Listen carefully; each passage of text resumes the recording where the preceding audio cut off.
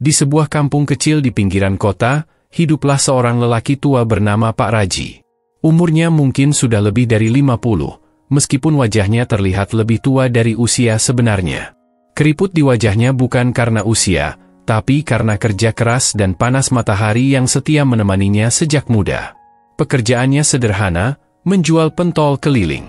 Setiap pagi, ia akan mendorong gerobak kecilnya, mengayuh pelan melewati gang-gang sempit kampung, sambil meneriakkan kata yang sudah sangat akrab di telinga anak-anak, pentol, pentol hangat, pentol pedes. Pak Raji tinggal di rumah kayu kecil bersama istrinya, Bu Rini, dan seorang anak laki-laki mereka yang masih duduk di bangku SMP bernama Dani. Rumah mereka berdinding papan, beratapkan seng yang mulai berkarat. Halaman rumahnya kecil, hanya cukup untuk sebatang pohon pisang dan 2 pot tanaman cabai. Tapi disitulah tempat paling hangat di dunia bagi keluarga kecil itu. Meskipun hidup pas-pasan, Pak Raji tidak pernah mengeluh. Setiap subuh, sebelum ayam berkokok, Pak Raji sudah bangun. Ia mulai menyiapkan adonan pentol yang sederhana, tepung, sedikit daging ayam, dan bumbu seadanya. Tidak ada alat modern, semua masih dikerjakan manual. Setelah itu, ia merebus pentol dalam panci besar yang mulai gosong bagian luarnya, lalu menyusunnya rapi dalam wadah di gerobaknya. Sambil menunggu pentol matang, ia biasanya duduk di kursi reot di dapur, menyeruput kopi hitam panas yang diseduh Bu Rini. "Raji, jangan lupa bawa uang kembalian. Kemarin ada yang beli 5.000, kamu lupa bawa receh," kata Bu Rini sambil membungkus nasi untuk bekal Pak Raji. Pak Raji hanya mengangguk. Ia tidak banyak bicara, tapi wajahnya selalu terlihat tenang. Setelah semuanya siap, ia mendorong gerobaknya keluar rumah, menyusuri jalanan kampung.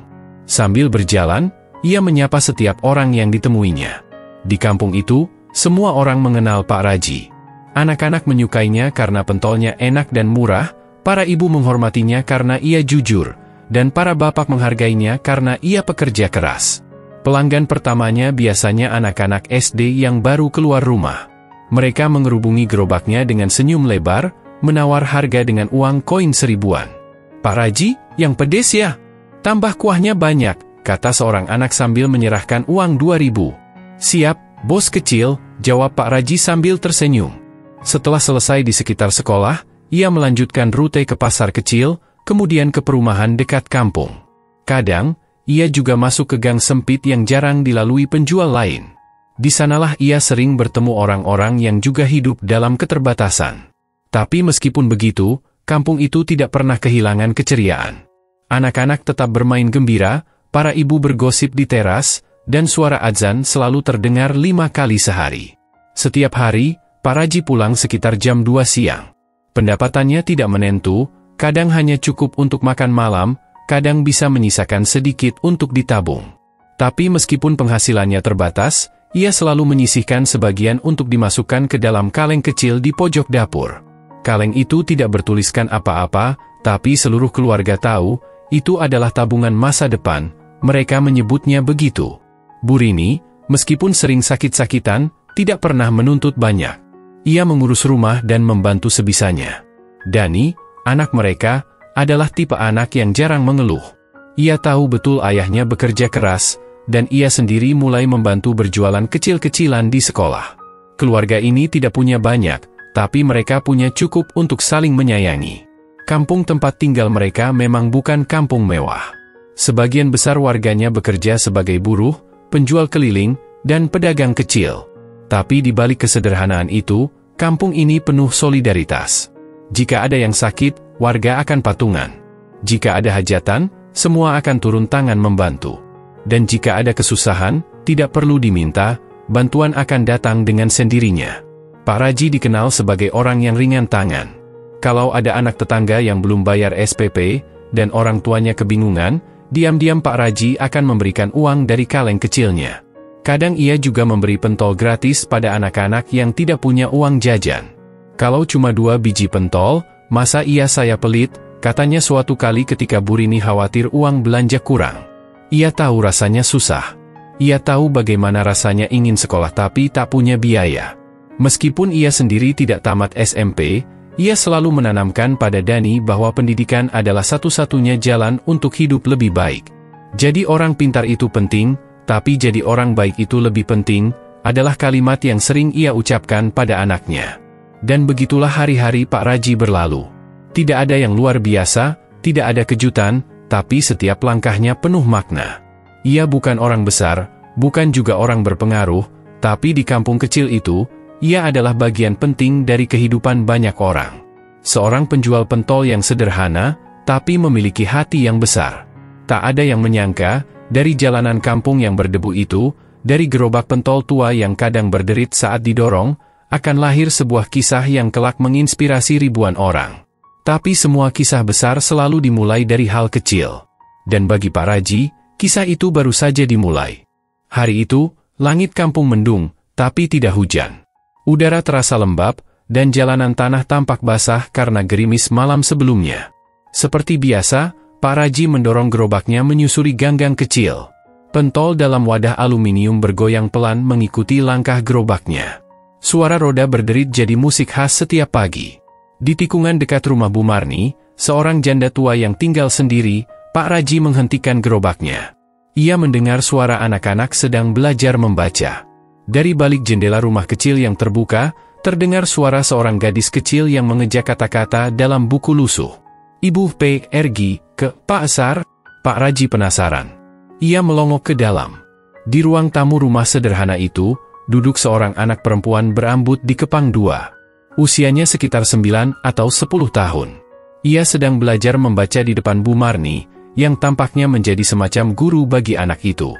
"Nah, itu sudah bagus, Sar. Tapi coba lebih lancar ya," kata Bu Marni sambil membelai kepala anak itu. Anak itu menoleh ke jendela dan tersenyum saat melihat Pak Raji. "Pak Raji, pentolnya masih hangat, ya? Hangat banget. Mau beli?" Anak itu mengangguk cepat, lalu berlari keluar sambil membawa 2 koin 500-an.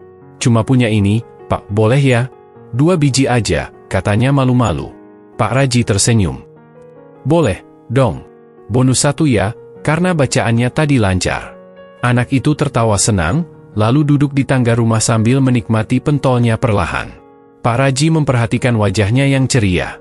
Dari cara duduk, cara berbicara, dan cara ia memegang pentol, terlihat jelas bahwa anak ini bukan anak manja. Ia kelihatan dewasa untuk usianya. "Namamu siapa?" tanya Pak Raji sambil mengelap tangan. "Sari, Pak. Saya tinggal sama Bu Marni. Orang tua saya sudah meninggal 2 tahun lalu," jawabnya polos. Pak Raji terdiam sejenak. Hatinya mencelos. Ia tahu hidup di kampung ini tidak mudah, apalagi bagi anak yatim. Ia menatap Sari yang sedang menghabiskan pentolnya dengan perlahan, seolah ingin membuat rasanya bertahan lebih lama. Sejak hari itu, Pak Raji sering melihat Sari. Kadang di warung, kadang di masjid, kadang di sudut gang sedang membaca buku sendirian. Ia anak yang rajin. Kata Bu Marni, meski hidup sederhana, Sari selalu semangat belajar. Nilainya di sekolah pun bagus. Tapi yang paling mengejutkan Pak Raji adalah ketika suatu hari ia bertanya pada Sari. "Sari, kamu nanti kalau besar mau jadi apa?" Sari menunduk sebentar, lalu menjawab pelan tapi mantap, "Saya ingin jadi dokter, Pak." Pak Raji tertawa kecil. "Wah, hebat itu. Kenapa dokter?" "Karena waktu ibu saya sakit, kami nggak punya uang buat berobat. Waktu itu saya cuma bisa lihat ibu kesakitan di rumah. Saya nggak bisa bantu apa-apa. Kalau saya jadi dokter, saya bisa bantu orang-orang yang nggak mampu." Pak Raji tidak menjawab. Ia hanya mengangguk pelan, menatap langit kampung yang masih mendung. Dalam hati, ia tahu bahwa mimpi anak kecil seperti Sari bukan hal sepele. Itu mimpi yang lahir dari luka. Dan ia tahu betul, luka seperti itu bisa jadi bahan bakar yang luar biasa kuat. Sejak saat itu, perhatian Pak Raji pada Sari makin besar. Ia mulai sering mampir ke rumah Bu Marni hanya untuk menanyakan kabar Sari. Ia juga diam-diam sering memberi tambahan pentol tanpa meminta bayaran. Kadang ia membawa buku bekas untuk diberikan padanya. Sari menerimanya dengan senyum lebar yang membuat hari Pak Raji selalu terasa lebih ringan. Bu Rini, istri Pak Raji, pun menyukai Sari. Anak itu beda, Ji. Dia sopan, pintar, dan kuat. Kalau kamu bantu dia, saya setuju. Saya juga nggak tahu kenapa, tapi setiap lihat dia, hati saya ikut semangat, jawab Pak Raji sambil melipat handuk kecil di lehernya. Waktu berjalan. Sari naik kelas demi kelas dengan nilai yang selalu bagus. Tapi biaya sekolah mulai menjadi tantangan. Bu Marni hanya mengandalkan hasil menjahit kecil-kecilan. Kadang ada tetangga yang membantu, tapi tidak cukup. Suatu malam, Pak Raji duduk termenung di dapur sambil membuka kaleng kecilnya. Isinya tidak banyak. Hanya beberapa lembar uang 5 ribuan dan koin receh.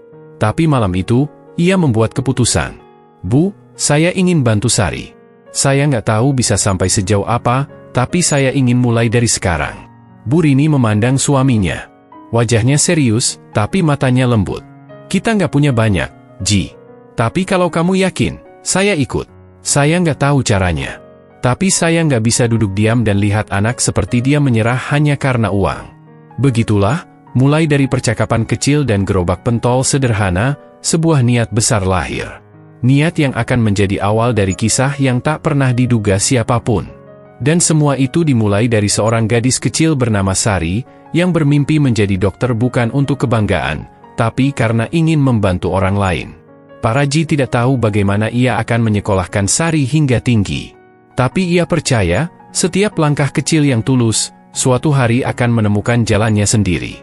Dan jalan itu, walau terjal, akan selalu membawa harapan. Sejak percakapan malam itu dengan Bu Rini, ada yang berubah dalam cara Pak Raji menatap dunia. Ia tetap menjual pentol seperti biasa, tetap menyapa anak-anak dengan ramah, tetap mengayuh gerobaknya dari gang ke gang, tapi dalam dadanya tumbuh sebuah semangat baru. Ia tidak hanya bekerja untuk keluarganya lagi, tapi juga untuk seorang anak yatim yang ia anggap seperti darah dagingnya sendiri. Pagi-pagi buta, sebelum ayam jantan bangun, Pak Raji sudah mulai mengolah adonan pentolnya. Tapi kali ini, ia mulai memperhatikan betul takaran dan rasa. Ia bereksperimen kecil-kecilan di dapurnya, mencampur bumbu dengan proporsi berbeda, menambah sedikit daging ayam, dan menyaring kuah kaldu agar lebih jernih. Ia ingin pentolnya lebih enak, lebih laku. Semuanya demi satu tujuan, agar bisa menyisihkan sedikit lebih banyak untuk biaya sekolah Sari. Ji, kamu kenapa dari tadi nyicipin kuah terus? Nggak cukup 1 sendok, tanya Bu Rini suatu pagi. Pak Raji tersenyum. Kalau lebih enak, anak-anak beli lebih banyak. Kalau beli lebih banyak, tabungan Sari bisa nambah. Bu Rini hanya menggeleng pelan, tapi di hatinya, ia bangga pada suaminya. Tidak banyak orang yang mau menanggung beban orang lain, apalagi saat hidup sendiri saja masih berat. Pak Raji mulai membuat pembukuan kecil-kecilan di sebuah buku tulis bekas. Ia mencatat berapa banyak yang ia jual hari itu, berapa modal, dan berapa yang bisa ia sisihkan. Ia tidak pernah belajar akuntansi, tapi dengan coretan-coretan sederhana itu, ia merasa lebih terarah. Dalam sebulan, pendapatannya memang tidak banyak bertambah, tapi ia mulai melihat pola. Ia mulai tahu jam-jam ramai, tahu lokasi mana yang lebih laku. Ia mulai lebih disiplin, tidak lagi pulang siang sembarangan, dan tidak lagi istirahat lama di warung. Ia mulai menambah rute ke sekolah lain yang jaraknya sedikit lebih jauh. Kalau capek gimana, Pak? Tanya Dani, anak laki-lakinya. Capek itu biasa. Tapi capek karena bantu orang lain, rasanya beda, Nak. Dani tidak menjawab, tapi ia mulai melihat ayahnya dengan cara yang berbeda. Diam-diam, Dani juga mulai menyisihkan uang jajannya, meskipun hanya 500 perak. Ia menaruhnya di kaleng yang sama dengan tabungan Sari. Setiap akhir pekan, Pak Raji menyempatkan diri ke rumah Bu Marni untuk berbincang tentang pendidikan Sari. Ia tidak sok tahu, tapi ia ingin tahu kebutuhan Sari. Buku apa yang belum dimiliki, seragam apa yang perlu diganti, atau biaya ekstra apa yang mungkin muncul di sekolah. Pak, saya sebenarnya malu, kata Bu Marni suatu hari. Pak Raji sudah punya tanggungan sendiri, kenapa harus repot bantu anak orang lain? Bu Marni, kalau kita semua cuma mikirin anak sendiri, siapa yang mikirin Sari?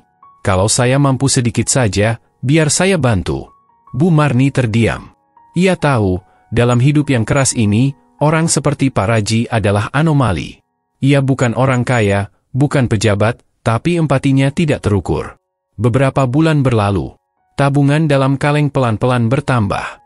Bukan jumlahnya yang luar biasa, tapi niat di balik setiap lembar uang itu. Semua dicatat, disusun rapi. Pak Raji mulai membuat rencana, ia akan bantu Sari sampai lulus SD dulu. Setelah itu, ia akan pikirkan lagi caranya. Ia tidak ingin muluk-muluk.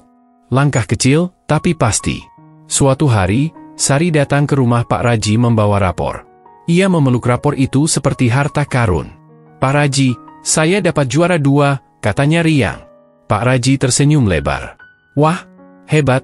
Ini harus dirayakan. Bu Rini, ada gorengan?" katanya sambil tertawa. Bu Rini mengeluarkan pisang goreng seadanya. Mereka makan bersama di ruang tamu kecil. Tidak ada hadiah mahal, tidak ada pesta. Tapi kebahagiaan hari itu nyata. Sari merasa dicintai, dan Pak Raji merasa usahanya tak sia-sia. Hari-hari berikutnya, semangat Pak Raji bertambah. Ia mulai membawa brosur pentol sendiri, selembar kertas biasa dengan tulisan tangan, "Pentol Pak Raji, enak, murah, halal." Dani yang membagikan brosur itu ke teman-teman sekolah. Beberapa ibu-ibu juga mulai memesan pentol dalam jumlah banyak untuk arisan atau acara kecil. Nama, "Pentol Pak Raji," perlahan-lahan mulai dikenal. Dengan tambahan pendapatan itu, Pak Raji mulai berani membeli perlengkapan sekolah untuk Sari. Tas baru, sepatu, dan kadang buku tulis bergambar. Tidak mewah, tapi cukup membuat Sari merasa percaya diri di sekolah. Tapi perjuangan tidak selalu mulus. Pernah suatu hari gerobaknya mogok di tengah jalan. Pernah juga ia sakit demam 2 hari dan tak bisa berjualan. Tapi anehnya, saat ia mulai berpikir untuk menyerah, wajah Sari selalu muncul dalam pikirannya. "Kalau saya berhenti sekarang, Sari sekolahnya gimana?" gumamnya dalam demam. Bu Rini merawatnya, Dani menyiapkan adonan pentol meski seadanya.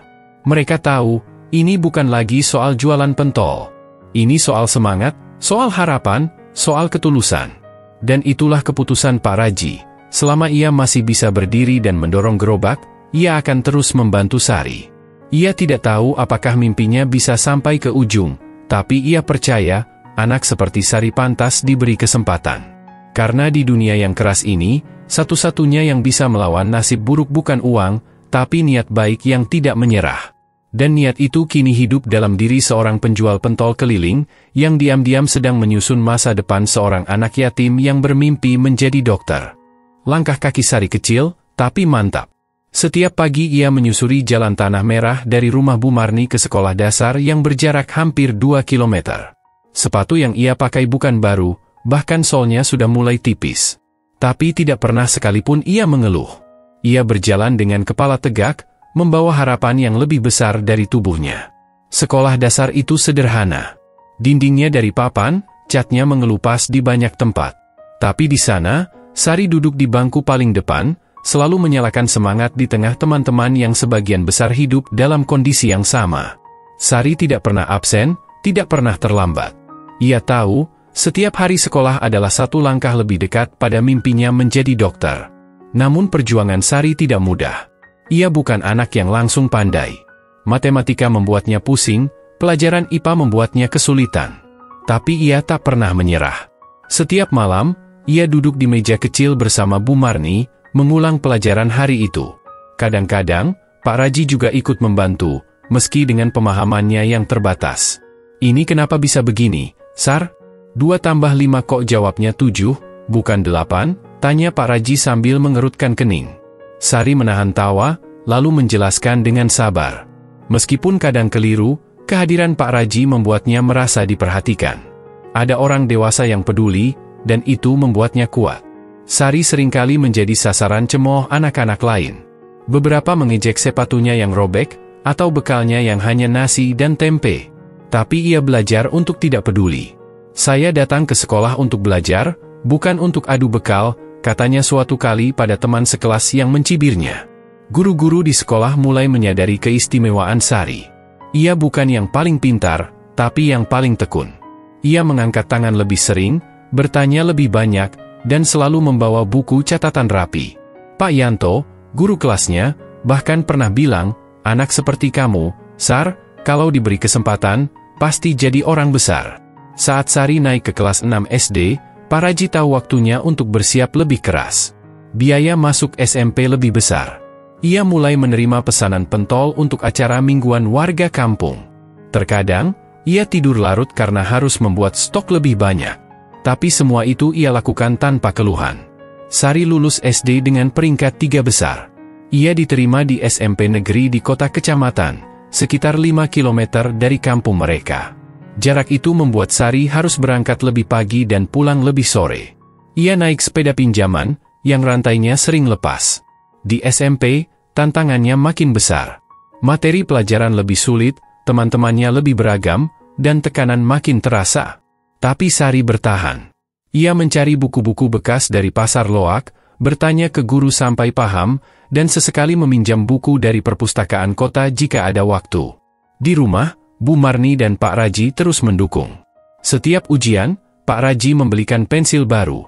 Setiap kenaikan kelas, ia memberi hadiah kecil, seperti penghapus atau penggaris. Benda kecil, tapi bagi Sari, itu seperti piala. Saat SMA, perjuangan Sari mencapai titik yang lebih berat. Ia diterima di SMA favorit di kota, tapi biaya masuk dan perlengkapan membuat Pak Raji harus menjual sepeda motornya. Itu satu-satunya kendaraan milik keluarga. Saya masih kuat dorong gerobak, Bu. Tapi masa depan anak itu jauh lebih penting dari kendaraan tua kita, kata Pak Raji kepada istrinya. Bu Rini mengangguk, meski matanya berkaca-kaca. Pengorbanan itu bukan hal kecil, tapi ia tahu suaminya tidak main-main. Di SMA, Sari mulai menunjukkan prestasi menonjol. Ia sering masuk peringkat 5 besar, ikut lomba karya ilmiah, dan menjadi perwakilan sekolah dalam kompetisi biologi. Ia bahkan mendapat beasiswa kecil dari sekolah, yang ia gunakan untuk membeli buku-buku kedokteran bekas. Di tengah semua itu, Sari tidak berubah. Ia tetap membantu Bu Marni di rumah, tetap menyapa Pak Raji dengan hormat, dan tetap bersyukur atas setiap bantuan kecil yang diterimanya. Ia menulis jurnal harian tentang mimpinya, tentang harapan-harapannya, dan tentang bagaimana ia ingin membalas semua kebaikan orang-orang yang percaya padanya. Kadang ia menangis diam-diam, ketika lelah datang tanpa permisi, atau saat melihat teman-teman yang lebih beruntung. Tapi ia tidak pernah menyerah. Kalau saya berhenti sekarang, saya akan mengecewakan Pak Raji dan Bu Marni. Saya nggak bisa biarkan itu terjadi, tulisnya di salah satu halaman jurnalnya. Dan memang, setiap kali Sari tampak goyah, Pak Raji selalu datang dengan kata-kata sederhana tapi menenangkan. Kalau kamu capek, istirahat sebentar. Tapi jangan pernah berhenti. Orang sabar selalu menang, Sari. Dengan bekal semangat itu, Sari terus berjalan. Hari demi hari, semester demi semester. Hingga akhirnya, sebuah pengumuman di papan mading sekolah mengubah segalanya. Diterima, Fakultas Kedokteran, Universitas Negeri, nama Sari ada di sana. Di antara ratusan pelamar, ia berhasil lolos. Air matanya tumpah.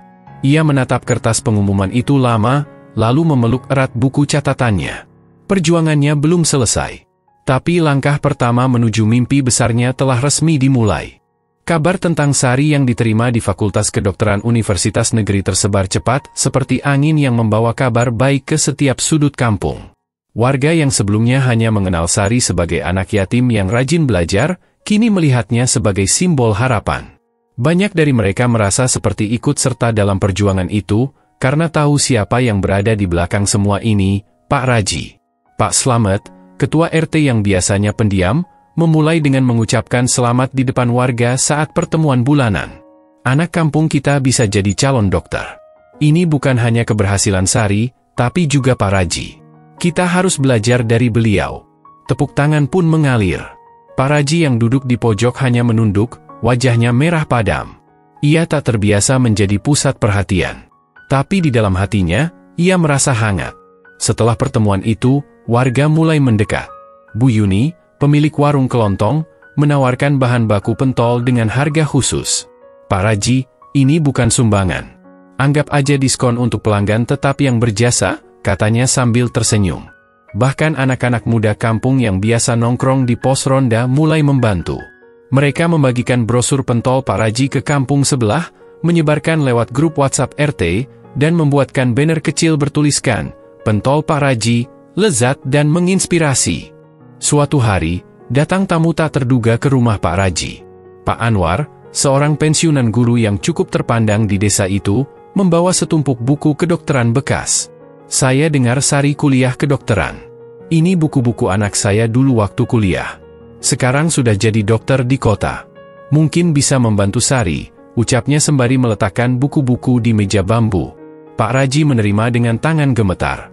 Ia tak menyangka, niat tulusnya membantu satu anak bisa menggerakkan begitu banyak hati. Kampung itu mulai berubah. Orang-orang jadi lebih peduli pada pendidikan. Anak-anak yang tadinya malas ke sekolah mulai terinspirasi oleh Sari.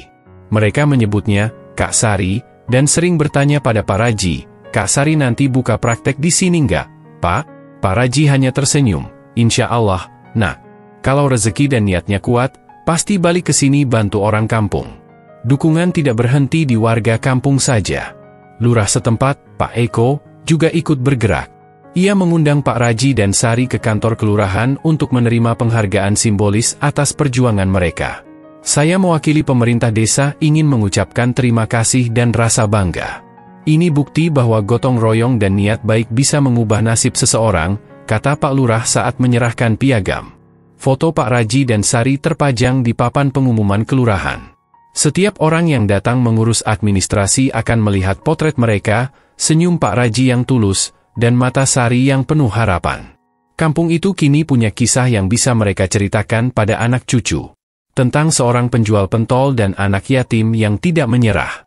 Tentang bagaimana kebaikan bisa menular dan tumbuh jadi gerakan bersama. Bu Lilis, seorang ibu rumah tangga yang jarang bicara di pertemuan warga, suatu malam datang membawa 2 dus mie instan dan beberapa liter minyak goreng ke rumah Pak Raji. "Pak, ini sedikit bantuan buat Sari. Saya nggak punya uang banyak, tapi saya tahu perjuangan itu berat. Saya ingin jadi bagian dari perjuangan itu juga." Pak Raji nyaris menangis.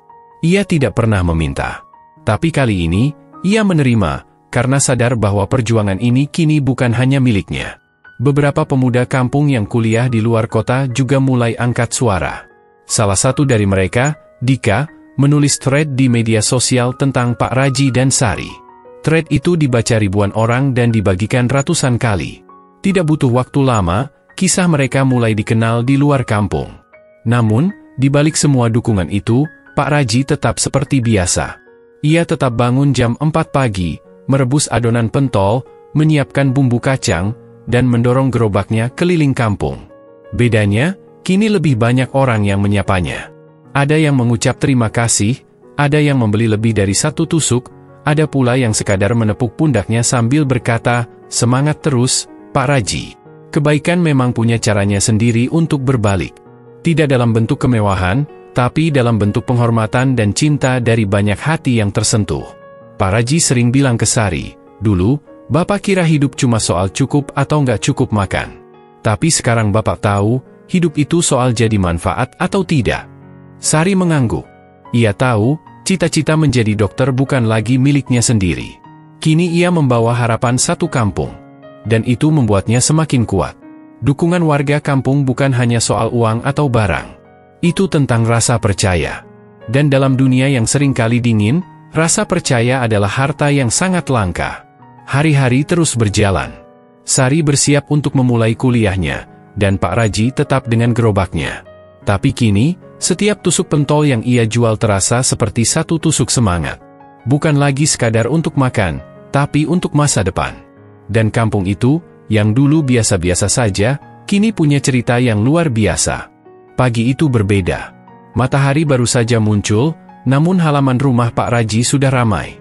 Beberapa tetangga berkumpul, Bu Yuni membawa tumpeng kecil, Pak Slamet datang dengan kamera jadulnya, dan anak-anak kecil berlarian sambil berteriak, "Sari lulus! Sari lulus!" Pak Raji berdiri di tengah keramaian, bingung. Ia bahkan belum sempat membuka gerobaknya. Sari keluar dari rumah dengan secari kertas di tangannya. Matanya sembab, tapi senyumnya tak pernah selebar itu. "Pak," Sari mendekat. Tangannya gemetar saat menyerahkan kertas itu. "Alhamdulillah, saya diterima. Fakultas Kedokteran, Pak. Universitas Negeri."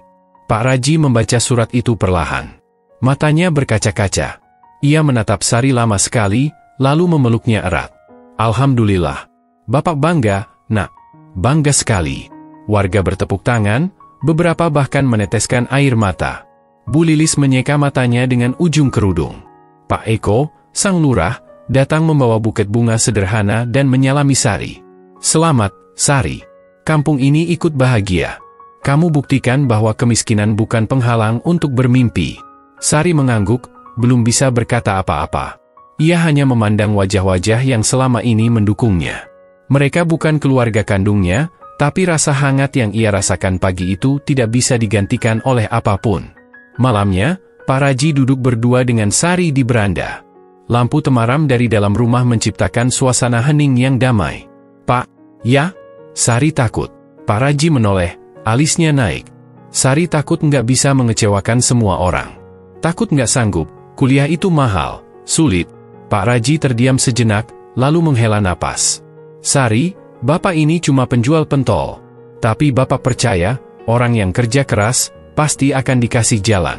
Kamu sudah sejauh ini, Nak. Kalau nanti kamu capek, ingat aja semua orang yang percaya sama kamu.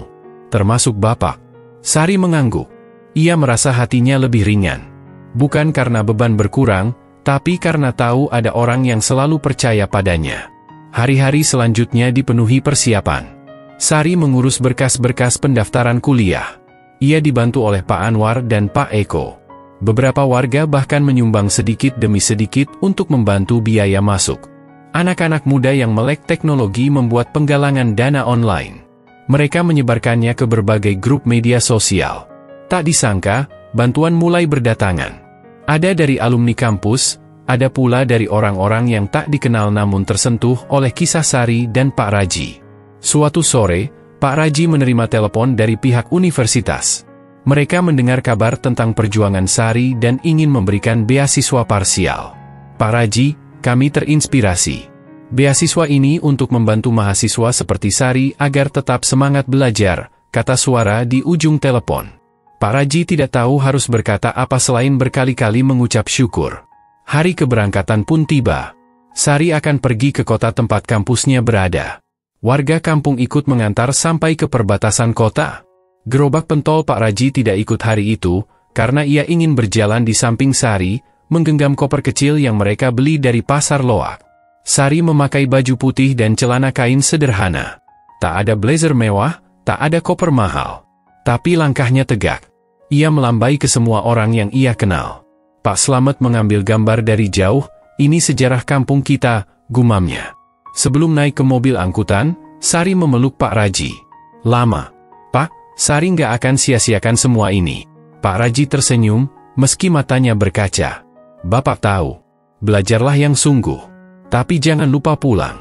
Mobil pun melaju, meninggalkan debu dan jejak harapan.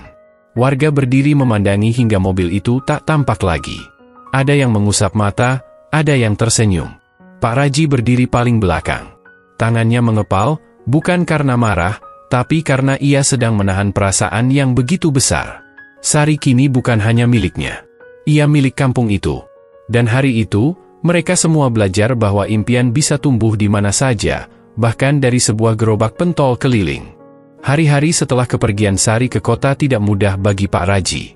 Rumahnya terasa lebih sunyi. Tak ada lagi suara Sari yang memanggilnya tiap sore, tak ada obrolan ringan di teras. Tapi rasa sepi itu ia lawan dengan kerja keras. Sejak pagi buta, Pak Raji sudah mendorong gerobak pentolnya menyusuri gang demi gang. Kalau sebelumnya ia pulang sebelum maghrib, kini kadang ia baru kembali setelah Isya. Ia memperluas rute jualannya hingga ke pasar kota yang jaraknya hampir 2 jam jalan kaki dari rumah. Semua itu demi satu tujuan, mendukung Sari. Ia mencatat semua pengeluaran dan pendapatannya dalam buku tulis lusuh. Setiap rupiah ia kelola dengan cermat. Ia berhenti membeli rokok. Sarapan hanya dengan singkong rebus. Kadang, jika pentolnya tidak habis, itulah makan malamnya. Setiap bulan, ia menyisihkan hasil jualannya untuk dikirim ke Sari. Walaupun sudah ada beasiswa dan bantuan warga, Pak Raji tetap ingin berkontribusi. Ia merasa bertanggung jawab.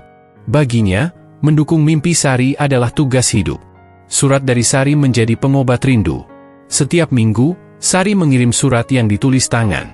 Ia cerita soal dosen-dosen yang galak tapi baik, tentang teman-teman kos yang datang dari berbagai daerah, tentang tugas-tugas sulit yang membuatnya tidur larut. Pak Raji selalu membacanya berulang-ulang. Bahkan surat pertama dari Sari ia laminating sendiri di warung fotokopi dekat pasar. Ia simpan di dompet kecilnya. Suatu hari, Sari menelepon. "Pak, minggu depan Sari ujian praktik di rumah sakit. Harus beli jas lab sama sepatu medis." Pak Raji diam sejenak. Uangnya hampir habis karena minggu itu jualan sepi akibat hujan. "Nggak apa-apa, Nak. Bapak usahakan. Besok Bapak kirim. Malamnya, Pak Raji mengunjungi Pak Eko.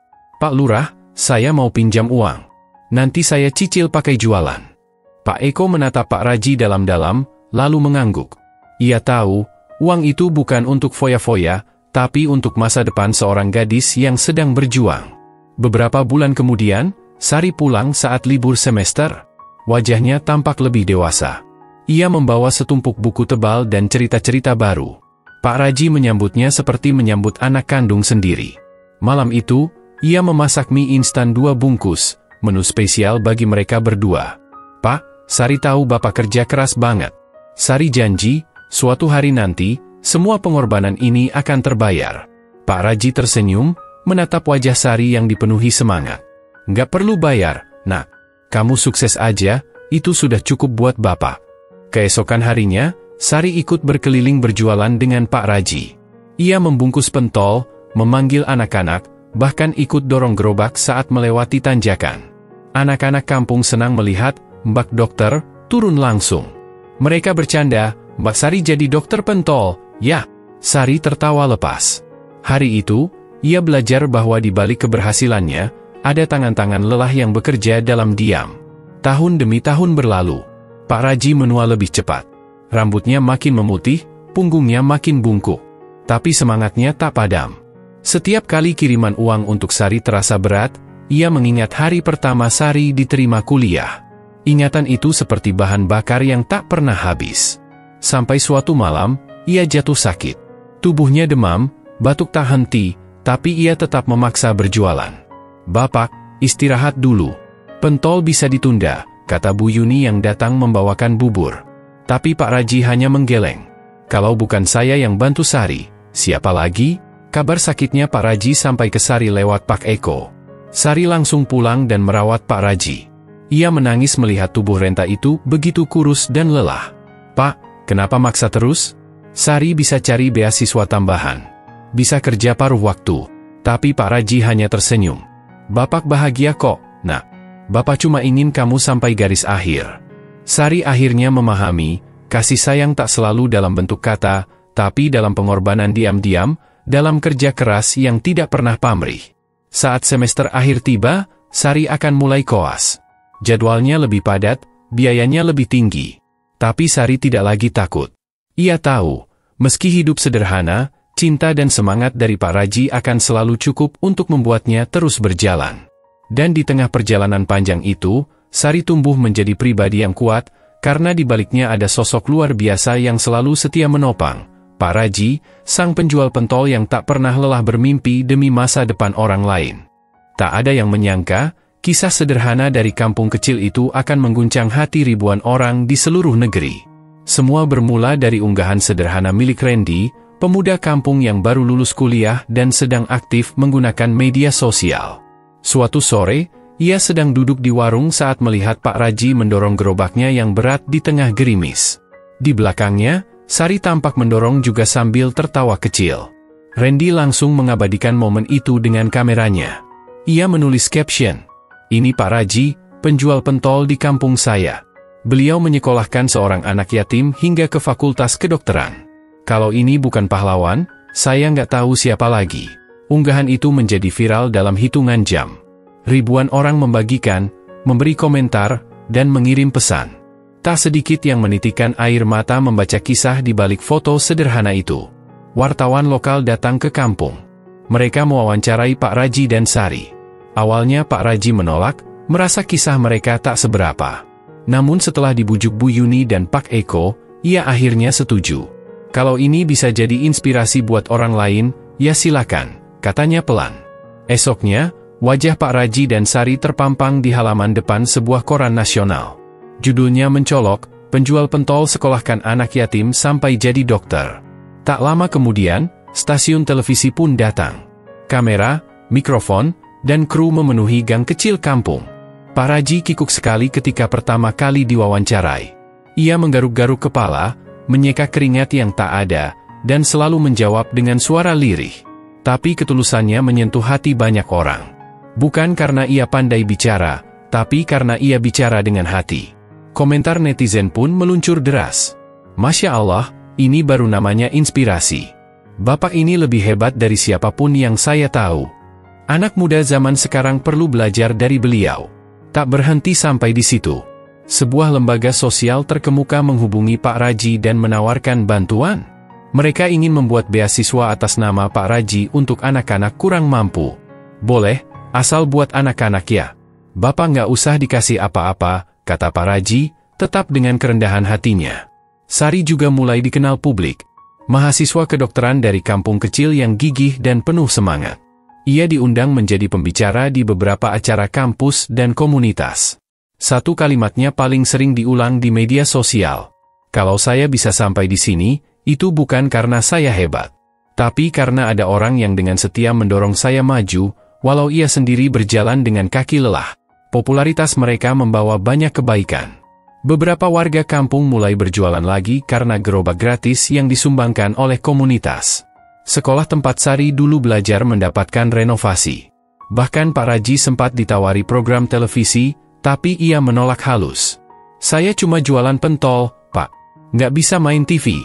Namun sorotan itu juga membawa tantangan. Ada yang iri. Ada yang bilang Pak Raji hanya mencari perhatian. Tapi warga kampung membelanya mati-matian. Pak Eko bahkan sempat menulis surat terbuka. Kami tahu siapa Pak Raji. Ia tidak perlu kamera untuk jadi pahlawan. Ia sudah begitu, bahkan sebelum ada yang tahu. Sari sendiri mulai kewalahan dengan perhatian publik. Ia sempat merasa takut kalau fokusnya terganggu. Tapi Pak Raji mengingatkannya. Jalan kamu masih panjang. Jangan berhenti hanya karena sorak-sorai di pinggir jalan. Kata-kata itu menenangkan. Sari kembali fokus belajar. Ia menolak banyak undangan demi menyelesaikan koas dengan baik. Sementara itu, kisah mereka sampai ke telinga tokoh-tokoh besar. Beberapa menteri menyebut nama Pak Raji dalam pidatonya. Bahkan Presiden sempat menyampaikan rasa salut saat diwawancarai sebuah stasiun nasional. Saya ingin bertemu Pak Raji. Orang seperti beliau yang mengingatkan kita bahwa Indonesia dibangun oleh gotong royong dan ketulusan. Kampung tempat mereka tinggal pun berubah. Bukan hanya karena sorotan media, tapi karena semangat yang menular. Anak-anak lebih rajin sekolah. Orang tua mulai aktif dalam kegiatan kampung. Semua merasa, jika Pak Raji bisa membantu satu anak jadi dokter, mereka juga bisa memberi dampak. Suatu sore, Sari sedang membantu Pak Raji mengangkat gerobak. Wartawan datang lagi, kali ini membawa bingkisan. Pak Raji, kami dari yayasan ini ingin berterima kasih. Kami bawa sedikit oleh-oleh. Pak Raji menatap bingkisan itu, lalu tersenyum canggung. Bapak sudah dikasih cukup. Senyum anak-anak kampung ini tiap beli pentol, itu rezeki buat Bapak. Sari hanya bisa menatap penuh haru. Ia tahu, dunia bisa berubah, perhatian bisa datang dan pergi, tapi satu hal yang tidak pernah berubah adalah hati Pak Raji yang penuh ketulusan. Hari demi hari, pemberitaan makin meluas. Kini tak hanya di Indonesia, beberapa media luar negeri menulis kisah mereka. BBC, Al Jazeera, bahkan NHK dari Jepang. Wartawan asing datang ke kampung dan merekam keseharian mereka. Bagi Pak Raji, itu semua terasa aneh. Ia tak pernah bermimpi masuk berita. Tapi ia tetap jalani harinya seperti biasa. Berjualan, menyapa anak-anak, menyisihkan uang untuk Sari. Pak, sekarang Bapak sudah terkenal, celetuk seorang anak kecil. Pak Raji terkekeh. Yang penting pentolnya enak, Mas. Namun yang paling menyentuh datang dari surat yang dikirim seorang siswa SMA dari Papua. Pak Raji, saya baca kisah Bapak. Saya anak nelayan. Dulu saya ingin berhenti sekolah. Tapi setelah baca cerita Bapak dan Kak Sari, saya putuskan lanjut. Terima kasih, Pak. Pak Raji membaca surat itu pelan-pelan. Matanya berkaca-kaca. Ia menatap Sari yang duduk di sampingnya, tersenyum. Nak, ternyata kebaikan itu kayak pentol juga. Kalau kita buat dengan niat baik, orang-orang di tempat jauh pun bisa merasakannya. Sari memeluknya erat. Hari itu, mereka tahu, perjuangan kecil di kampung mereka telah jadi cahaya bagi banyak orang. Dan kisah itu belum selesai. Sebab, kebaikan seperti itu tak pernah benar-benar usai. Ia hanya terus mengalir, berpindah dari satu tangan ke tangan lain, dari satu hati ke hati lain. Dan semua bermula dari seorang penjual pentol dan seorang anak yatim yang tak pernah menyerah. 3 bulan setelah kisah mereka viral, Pagi itu Pak Raji baru saja selesai menggoreng pentol pertama saat seorang petugas pos datang ke rumahnya. Lelaki berseragam coklat tua itu membawa sebuah amplop putih dengan lambang negara berwarna emas di pojok kiri atas. "Pak Raji?" tanya si petugas. Pak Raji, dengan kaos oblong dan sarung yang sudah sedikit kusam karena sering terkena minyak goreng, mengangguk bingung. "Saya sendiri." Petugas itu menyerahkan amplop. "Surat resmi dari Sekretariat Negara, Pak." Pak Raji menerima amplop itu dengan tangan gemetar. Ia belum pernah menerima surat dari pemerintah, apalagi dari istana. Ia bahkan jarang sekali mendapat surat.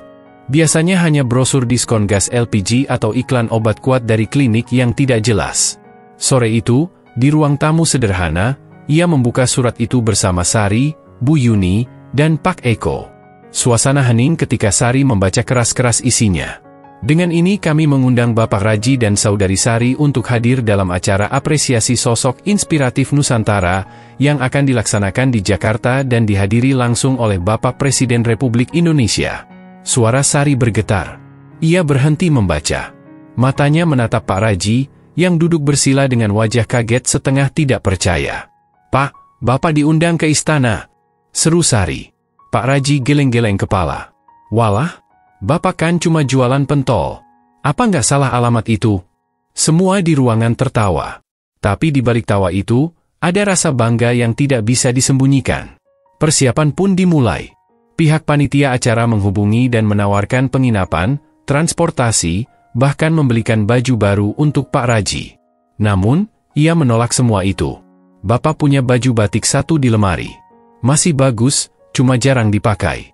Bisalah dipakai buat ke Jakarta," katanya.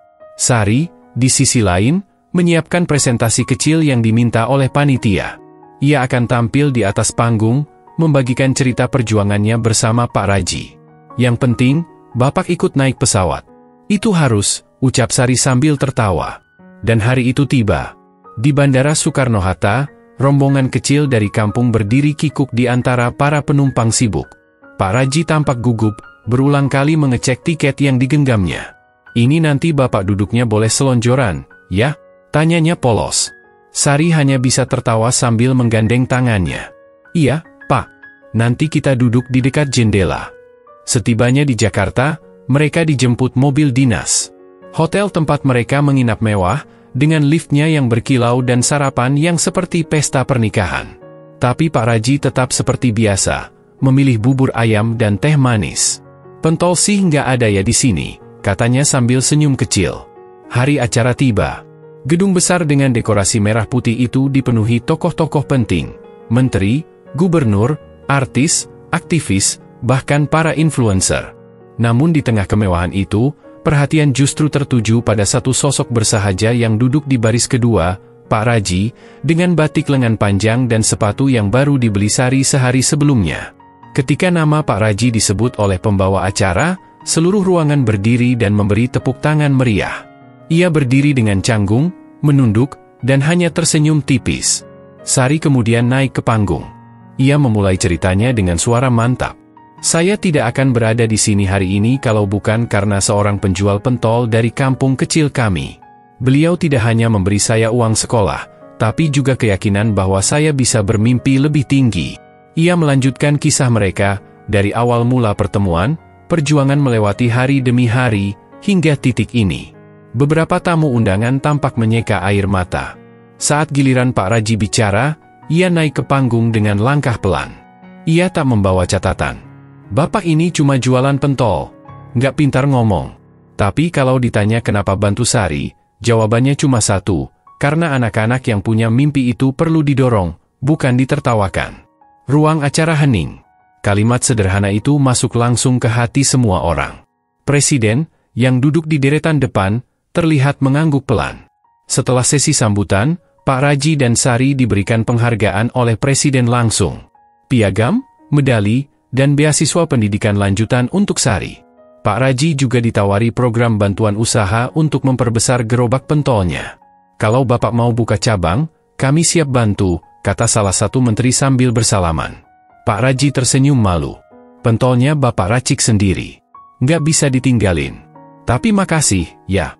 Setelah acara selesai, Banyak tokoh yang ingin berfoto bersama mereka. Tapi Pak Raji justru terlihat paling bahagia saat duduk di taman belakang gedung, memakan bento nasi kotak yang dibagikan panitia. Lauk rendangnya enak, komentarnya polos. Sari mendekat dan duduk di sampingnya. Pak, katanya sambil menatap langit Jakarta yang senja, hari ini mimpi saya rasanya lengkap. Tapi Bapak tahu, ini bukan akhir. Pak Raji mengangguk. Iya? Kalau kamu udah jadi dokter nanti, Bapak mau kamu jadi dokter yang gak pelit senyum. Sari tertawa. Siap, Pak. Malam itu, di hotel, Sari menulis catatan kecil di buku hariannya, kita tidak pernah tahu dari mana datangnya harapan. Kadang, dari gerobak pentol yang terus berjalan meski hujan. Hari ini, semua orang tahu siapa Pak Raji. Tapi buat saya, beliau adalah cahaya yang sejak dulu menuntun langkah saya. Hari itu datang juga. Setelah bertahun-tahun belajar, magang, ujian, koas, dan serangkaian praktik medis yang melelahkan, Sari akhirnya dinyatakan lulus sebagai seorang dokter. Ia berdiri di antara ratusan lulusan Fakultas Kedokteran dalam upacara wisuda yang megah. Tapi di antara semua sorak-sorai, hanya satu wajah yang ia cari, Pak Raji. Pak Raji duduk di barisan tamu undangan, mengenakan batik terbaiknya, yang kini sedikit longgar karena tubuhnya yang makin kurus. Ia tak berhenti tersenyum. Pandangannya tak lepas dari panggung tempat Sari berdiri. Ketika nama Sari dipanggil dan ia melangkah untuk menerima ijazahnya, tepuk tangan riuh memenuhi ruangan. Tapi bagi Sari, suara paling nyaring tetap tepuk tangan Pak Raji, yang ia dengar dari kejauhan. Usai acara, Sari memeluk Pak Raji erat-erat. Pak, saya lulus. Saya sekarang dokter, ucapnya dengan mata berkaca-kaca. Pak Raji tak berkata apa-apa. Ia hanya menepuk punggung Sari pelan, lalu berbisik, Alhamdulillah, nak. Sekarang saatnya kamu bantu orang lain. Setelah lulus, Sari mendapat banyak tawaran kerja dari rumah sakit besar di kota. Gaji besar, fasilitas lengkap, bahkan ada tawaran spesialisasi ke luar negeri. Namun ia menolak semuanya. Saya mau kembali ke kampung, Pak. Ke tempat di mana semua ini bermula, katanya pada Pak Raji. Pak Raji menatapnya dalam-dalam. Kamu yakin, nak? Hidup di kampung itu sederhana. Nggak banyak yang bisa kamu dapat. Sari mengangguk. Tapi banyak yang bisa saya beri, Pak. Kepulangan Sari ke kampung disambut meriah. Warga mengadakan syukuran sederhana di balai desa. Ada tumpeng, pentol gratis dari Pak Raji, dan spanduk bertuliskan, Selamat datang Dokter Sari, kebanggaan kampung kami. Anak-anak berlari mendekati Sari. Para ibu membawa bayi mereka untuk diperiksa. Warga yang sebelumnya enggan berobat karena mahal, kini bisa datang ke rumah Sari yang dijadikan klinik kecil. Sari bekerja tanpa mengenal lelah. Ia membuka klinik gratis seminggu 3 kali. Sisanya ia bantu di puskesmas terdekat.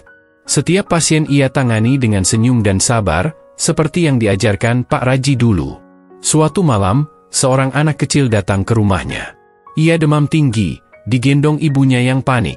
Sari segera memeriksa, memberikan obat, lalu menemani sang ibu sampai anaknya tertidur. Sang ibu meneteskan air mata. Terima kasih, dokter. Kalau bukan karena Mbak Sari, saya nggak tahu harus kemana. Sari hanya tersenyum. Saya juga pernah tidak tahu harus kemana. Tapi ada orang yang menunjukkan jalan. Sekarang giliran saya. Klinik kecil itu menjadi titik terang di kampung. Orang-orang tak lagi takut sakit. Mereka tahu, ada yang peduli. Ada seorang dokter muda yang mengerti, karena ia sendiri tumbuh dari kampung itu, dari kesederhanaan dan perjuangan. Pak Raji masih tetap berjualan pentol. Tapi kini, ia tak lagi mendorong gerobaknya sejauh dulu. Beberapa anak muda membantunya. Ia lebih sering duduk di warung, bercengkerama dengan warga, dan sesekali mengawasi klinik dari kejauhan. Dokter Sari sibuk, ya? Tanya Pak Eko suatu sore. Pak Raji tersenyum. Iya?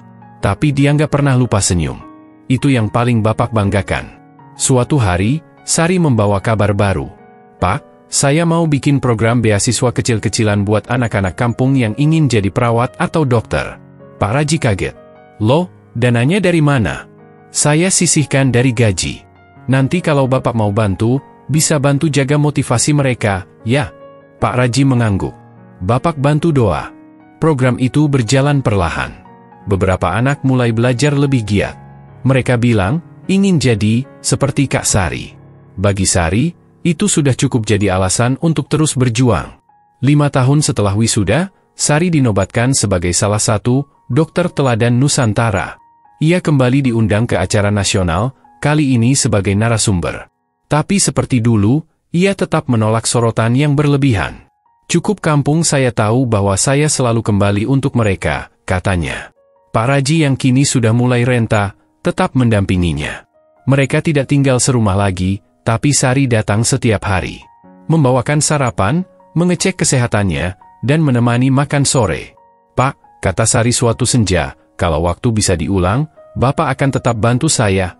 Pak Raji tertawa kecil.